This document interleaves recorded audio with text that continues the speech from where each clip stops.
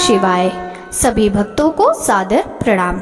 भक्तों, आज की इस वीडियो में आप श्रवण करेंगे सावन सोमवार पर 16 सोमवार की व्रत कथा। पौराणिक मान्यताओं में बताया गया है कि 16 सोमवार का व्रत रखने का आरंभ सबसे पहले मां पार्वती ने स्वयं ही किया था और उनकी कड़ी तपस्या और व्रत के शुभ प्रभाव की वजह से उन्हें भगवान शिव पति के रूप में प्राप्त हुए थे।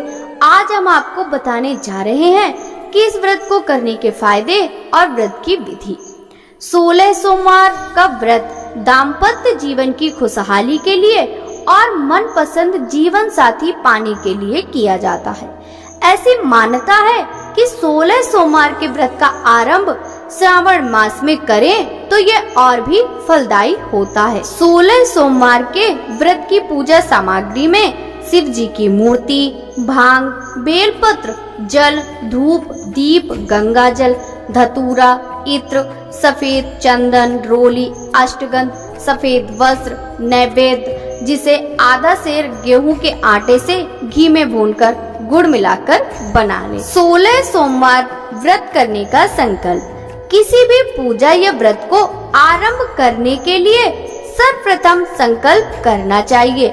व्रत के पहले दिन संकल्प किया जाता है, उसके बाद आप नियमित पूजा और व्रत करें। सबसे पहले हाथ में जल, अक्षत, पान का पत्ता, सुपारी और कुछ सिक्के लेकर संकल्प करें।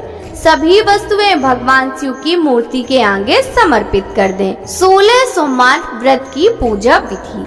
हाथ में अक्षत तथा फूल लेकर दोनों हाथ जोड़ लें और भगवान शिव का आवाहन करें। हाथ में लिए हुए फूल और अक्षत भगवान शिव को समर्पित करें। सबसे पहले भगवान शिव पर जल चढ़ाएं। जल के बाद सफेद वस्त्र अर्पित करें। सफेद चंदन से भगवान को तिलक लगाएं और तिलक पर अक्षत लगाएं। सफेद पुष्प, धतूरा, बेलपत्र, भांग एवं पुष्पमाला अर्पित करें। अष्टगंध धूप अर्पित कर दीप दिखाएं। भगवान को भोग रूप में ऋतु फल या बेल और नैवेद्य अर्पित करें। अब भक्तों, आइए श्रवण करते हैं 16 सोमवार व्रत कथा विस्तार से। एक बार शिवजी और माता पार्वती मृत्यु लोक पर घूम रहे थे। घूमते घूमते वो विदर्भ देश के अमरावती नामक नगर में आए। उस नगर में एक सुंदर शिव मंदिर था, इसलिए महादेव जी पार्वती जी के साथ वहाँ रहने लग गए। एक दिन बातों बातों में पार्वती जी ने शिव जी को चौसर खेलने को कहा। शिव जी राजी हो गए और चौसर खेलने लगे। उसी समय मंदिर का पुजारी दैनिक आरती के लिए आया। पार्वती ने पुजारी से पूछा, बताओ हम दोनों में चौसर में कौन जीतेगा? वो पुजारी भगवान शिव का भक्त था और उसके मुंह से तुरंत निकल पड़ा, महादेव जी जीतेंगे। चौसर का खेल खत्म होने पर पार्वती जी जीत गयीं और शिव जी हार गए। पार्वती जी ने क्रोधित होकर उस पुजारी को शाप देना चाहा। तभी शिव जी ने उन्हें रोक दिया और कहा, ये तो भाग्य का खेल है, उसकी कोई गलती नहीं। फिर भी माता पार्वती ने उसे कोढ़ी होने का शाप दे दिया और उसे कोढ़ हो गया। काफी समय तक वे कोढ़ से पीड़ित रहा। एक दिन एक अप्सरा उस मंदिर में शिव जी की आराधना करने के लिए आई और उसने उस पुजारी के कोढ़ को देखा। अप्सरा ने उस पुजारी को कोढ़ का कारण पूछा तो उसने सारी घटना सुना दी। अप्सरा ने पुजारी को कहा, तुम्हें इस कोढ़ से मुक्ति पाने के लिए 16 सोमवार व्रत करना चाहिए। उस पुजारी ने व्रत करने की विधि पूछी। अप्सरा ने बताया, सोमवार के दिन स्नान करने के बाद साफ स्वच्छ वस्त्र धारण कर लेना और आधा किलो आटे से पंजीरी बना लेना। उस पंजीरे के 3 भाग करना। प्रदोष काल में भगवान शिव की आराधना करना। इस पंजीरी के 1/3 हिस्से को आरती में आने वाले लोगों को प्रसाद के रूप में देना। इस तरह 16 सोमवार तक यही विधि अपनाना। 17वें सोमवार को 1/4 गेहूं के आटे से चूरमा बना देना और शिव जी को अर्पित कर लोगों में बांट देना। इससे तुम्हारा कोढ़ दूर हो जाएगा। इस तरह 16 सोमवार व्रत करने से उसका कोढ़ दूर हो गया और वह खुशी खुशी रहने लग गया। एक दिन शिवजी और पार्वती दोबारा उस मंदिर में लौटे और उस पुजारी को एकदम स्वस्थ देखा। पार्वती जी ने उस पुजारी से स्वास्थ्य लाभ होने का राज पूछा। उस पुजारी ने उनसे कहा, 16 सोमवार व्रत का फल है जिससे उसका कोढ़ दूर हो गया। पार्वती जी इस व्रत के बारे में सुनकर बहुत प्रसन्न हुई। उन्होंने भी यह व्रत किया और इससे उनका पुत्र वापस घर लौट आया और आज्ञाकारी बन गया। कार्तिकेय ने अपनी माता से उनके मानसिक परिवर्तन का कारण पूछा जिससे वो वापस घर लौट आए। पार्वती ने उन्हें इन सब के पीछे 16 सोमवार व्रत के बारे में बताया। कार्तिकेय यह सुनकर बहुत खुश हुए। कार्तिकेय ने अपने दूर गए ब्राह्मण मित्र से मिलने के लिए उस व्रत को किया और 16 सोमवार होने पर उनका मित्र उनसे मिलने विदेश से वापस लौट आया। उनके मित्र ने इस राज का कारण पूछा तो कार्तिकेय ने 16 सोमवार व्रत की महिमा बताई।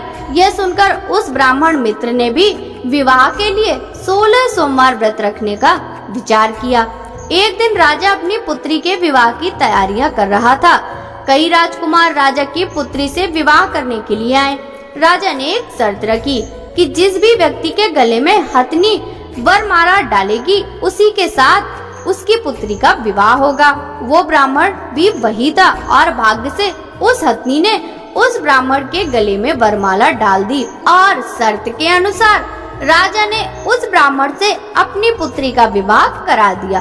एक दिन राजकुमारी ने ब्राह्मण से पूछा, आपने ऐसा क्या पुण्य किया जो हथनी ने दूसरे सभी राजकुमारों को छोड़कर आपके गले में वरमाला डाल दी? उसने कहा, प्रिय, अब मैंने अपने मित्र कार्तिकेय के कहने पर 16 सोमवार व्रत किए थे।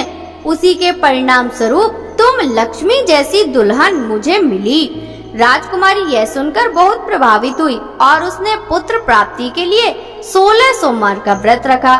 फलस्वरूप उसके एक सुंदर पुत्र का जन्म हुआ और जब पुत्र बड़ा हुआ तो पुत्र ने पूछा, माँ ऐसा क्या किया जो आपको मेरे जैसा पुत्र मिला?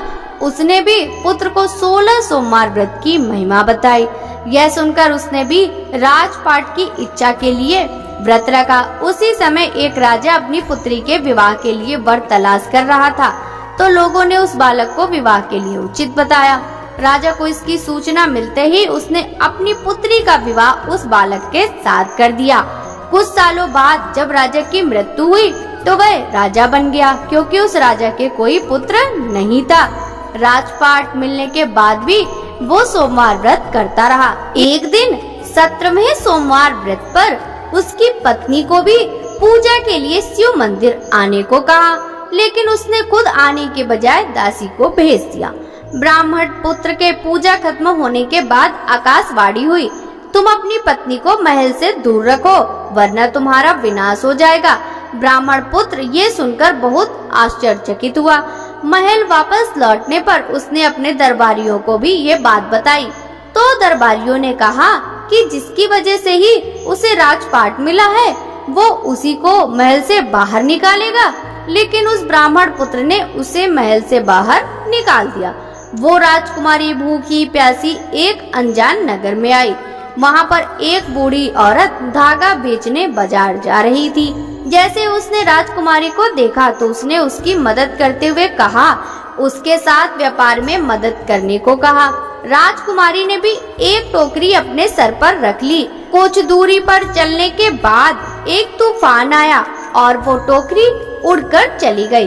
अब वो बूढ़ी औरत रोने लग गई और उसने राजकुमारी को मनहूस मानते हुए चले जाने को कहा। उसके बाद वो एक तेली के घर पहुंची। उसके वहां पहुंचते ही सारे तेल के घड़े फूट गए और तेल बहने लग गया। उस तेली ने भी उसे मनहूस मानकर उसको वहां से भगा दिया। उसके बाद वो एक सुंदर तालाब के पास पहुंची। जैसे ही पानी पीने लगी उस पानी में कीड़े चलने लगे और सारा पानी धुंधला सा हो गया। अपने दुर्भाग्य को कोसते हुए उसने गंदा पानी पी लिया और पेड़ के नीचे सो गई। जैसे ही वो पेड़ के नीचे सोई उस पेड़ की सारी पत्तियां झड़ गई। अब वो जिस पेड़ के पास जाती उसकी पत्तियां गिर जाती थी। ऐसा देखकर वहाँ के लोग मंदिर के पुजारी के पास गए। उस पुजारी ने उस राजकुमारी का दर्द समझते हुए उससे कहा, बेटी तुम मेरे परिवार के साथ रहो, मैं तुम्हें अपनी बेटी की तरह रखूंगा, तुम्हें मेरे आश्रम में कोई तकलीफ नहीं होगी। इस तरह वह आश्रम में रहने लग गई। अब जो भी खाना बनाती या पानी लाती उसमें कीड़े पड़ जाते। ऐसा देखकर वो पुजारी आश्चर्यचकित होकर उससे बोला, बेटी तुम पर ये कैसा कोप है जो तुम्हारी ऐसी हालत है। उसने वहीं शिव पूजा में न जाने वाली कहानी सुनाई। उस पुजारी ने शिव जी की आराधना की और उसको 16 सोमवार व्रत करने को कहा, जिससे उसे जरूर राहत मिलेगी। उसने 16 सोमवार व्रत किया और 17वें सोमवार पर ब्राह्मण पुत्र उसके बारे में सोचने लगा, वह कहाँ होगी, मुझे उसकी तलाश करनी चाहिए। इसलिए उसने अपने आदमी भेजकर अपनी पत्नी को ढूंढने को कहा। उसके आदमी ढूंढते ढूंढते उस पुजारी के घर पहुंच गए और उन्हें वहां राजकुमारी का पता चल गया। उन्होंने पुजारी से राजकुमारी को घर ले जाने को कहा, लेकिन पुजारी ने मना करते हुए कहा, अपने राजा को कहो कि खुद आकर इसे ले जाएं। राजा खुद वहां पर गया और राजकुमारी को वापस अपने महल लेकर आया। इस तरह से भी जो यह 16 सोमवार व्रत करता है उसकी सभी मनोकामनाएं पूर्ण होती हैं। जैसे भगवान शिव ने राजकुमारी की इच्छाएं पूरी करी, उसी प्रकार सबका भला करे। बोलिए भगवान शिव की जय, माता पार्वती की जय। ओम जय शिव ओंकारा, स्वामी जय शिव ओंकारा, ब्रह्मा विष्णु सदा शिव अर्धांगी दारा। ओम जय शिव ओंकारा, एकानन चतुरानन पंचानन राजे, हंसासन गरुड़ासन वृषवाहन साजे। ओम जय शिव ओंकारा, दो भुज चार चतुर भुज 10 भुज अति सोहे, त्रिगुण रूप निरखता त्रिभुवन जन मोहे। ओम जय शिव ओंकारा, अच्छे माला बन माला मुंड माला दारी, त्रिपुरारी कंसारी कर माला धारी। ओम जय शिव ओंकारा, श्वेतांबर पीतांबर बागांबर अंगे, सनकादिक गरुड़ादिक भूतादिक संगे। ओम जय शिव ओंकारा, कर के मध्य कमंडलु चक्र त्रिशूल धारी, सुखकारी दुखहारी जग पालनकारी।